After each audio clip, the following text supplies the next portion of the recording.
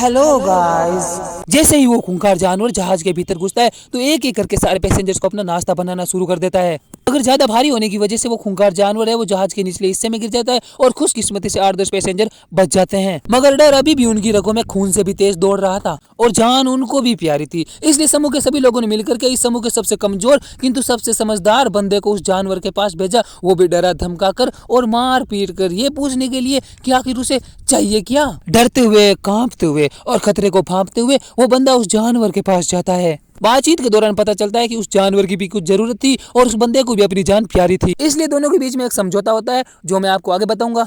वो बंदा वापस आकर अपने साथियों को उस समझौते के बारे में बताता है। एक बार को तो सभी साथी मान जाते हैं, लेकिन थोड़ी देर बाद में सब उसके विपक्ष में हो जाते हैं। इसलिए रात के समय उसके सभी साथी मिलकर उसको मारने के लिए उस पर आक्रामक हमला करते हैं, लेकिन इसकी भनक उसे पहले से ही लग जाती है और वो बिस्तर पे खुद सोने की बजाय तकियों को सुला देता है और फिर पीछे खड़े होकर शॉटगन से अपने साथियों को भी एक एक करके सुला देता है। इसके बाद वो बंदा जहाज के निचले हिस्से में जाता है और उसमें आग लगा देता है, जिसकी व्यवस्था उसने पहले से कर रखी थी, और खुद वहां से बचकर निकल जाता है और वो खूंखार जानवर उस जहाज के साथ जलकर खाक हो जाता है।